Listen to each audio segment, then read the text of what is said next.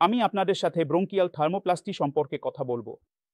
Bronchial থার্মোপ্লাস্টি, bronchi মানে শ্বাসনালী, থার্মোপ্লাস্টি মানে thermo মানে তাপ, প্লাস্টি মানে শ্বাসনালীর মডেলিং। ফুসফুসের শ্বাসনালী উল্টো গাছের মতো যার পাতা রয়েছে। তাহলে হাঁপানিতে এই নালীগুলোর ব্যাস ছোট হয়ে যায়। তাহলে এই ব্যাস আবার স্বাভাবিক করতে ইনহেলার, নেবুলাইজারের মতো ওষুধ ব্যবহার করা হয়। কিন্তু কখনো কখনো এই নালী খুব ছোট হয়ে যায় এবং সেভাবেই থাকে এবং এটি ক্রমশ সংকীর্ণ হতে শুরু করে।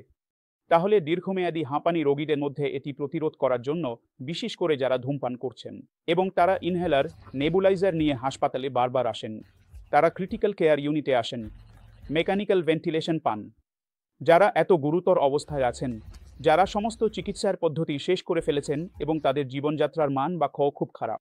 আমরা একটি ব্রঙ্কিয়াল থার্মোপ্লাস্টি করি যেখানে আমরা একটি ব্রঙ্কোস্কোপি করি, যা একটি এন্ডোস্কোপি।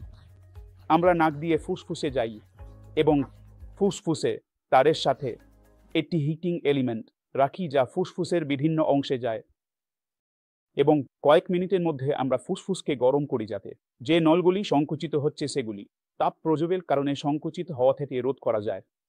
কয়েক সপ্তাহের মধ্যে 1 বা 2টি সেশন এবং তারপর যে ব্রঙ্কিয়াল অ্যাজমা এত গুরুতর ছিল তা আর গুরুতর হয় না। আপনি আপনার জরুরি এবং ক্রিটিক্যাল কেয়ার ইউনিটে ভর্তি হওয়া এড়াতে পারেন এবং আপনি শুধু মৌলিক ওষুধে থাকেন এবং আপনার জীবনযাত্রার মান স্বাভাবিক অবস্থায় ফিরে আসে।